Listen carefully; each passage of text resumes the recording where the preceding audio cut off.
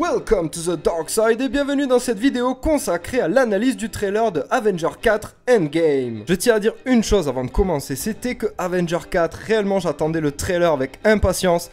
Et là, déjà que j'étais hypé, là je sais même plus où me mettre, je suis vraiment à balle euphorique. On va commencer tout d'abord par le début du trailer avec Tony Stark à bord de son vaisseau spatial en train de errer justement dans l'espace. Quelque chose est très important dans cette petite scénette, on va dire, c'est réellement le visuel.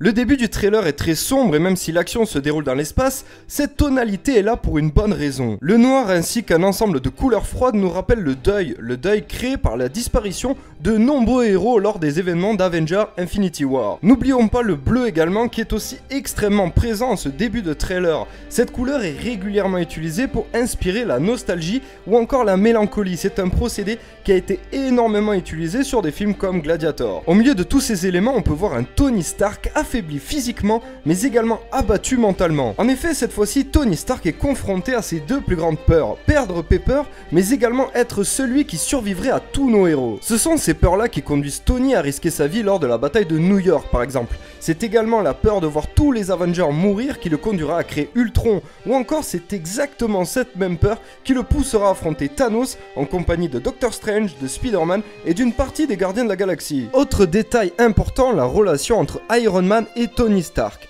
Je m'explique, on voyait déjà depuis un certain nombre de films, comme Iron Man 3 ou encore l'ère d'Ultron ou encore Infinity War, un conflit entre sa vie en tant qu'Iron Man et sa vie en tant que Tony Stark. Dans ce trailer, on voit très bien que Iron Man n'existe plus. On y voit que Stark, l'humain normal lambda, gangréné par toutes ses émotions. Le Tony Stark arrogant semble même avoir disparu. Le trailer continue avec un plan sur l'armure de Thanos ainsi qu'un plan relativement idyllique.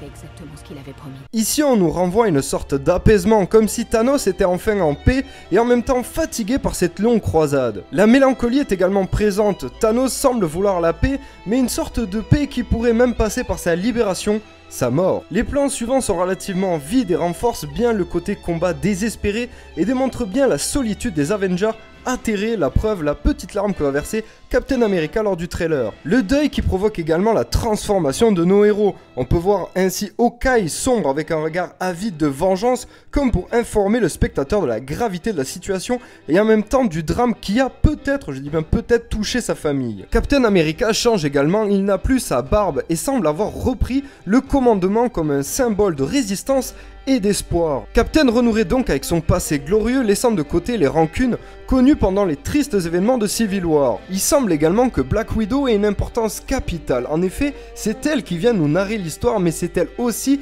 qui est omniprésente durant tout le trailer. Il semble que Endgame offre au personnage un rôle beaucoup plus central, alors que dans les autres métrages, elle était toujours un peu plus en retrait par rapport à des personnages comme Iron Man, Thor ou Captain America. Et pour finir, une véritable surprise, l'apparition de Ant-Man qui semble, on ne sait pas trop pourquoi, valider la théorie du voyage temporel. Alors même si le trailer a une dominante sombre et mélancolique, Ant-Man ainsi que Captain America ou encore Black Widow semblent représenter l'espoir véritablement. Salut, y a quelqu'un? Hey, c'est Scott Lang. On s'est vu il y a quelques années, à l'aéroport, en Allemagne. J'étais super grand. C'est un ancien message? Ant-Man. Je suis sûr qu'on se connaît. C'est la porte principale. C'est moi. Quelqu'un peut m'ouvrir? C'est la fin de cet épisode et j'espère véritablement qu'il vous a plu. Si c'est le cas, n'hésitez pas à lâcher le pouce bleu, le commentaire et à partager la vidéo si le cœur vous en dit.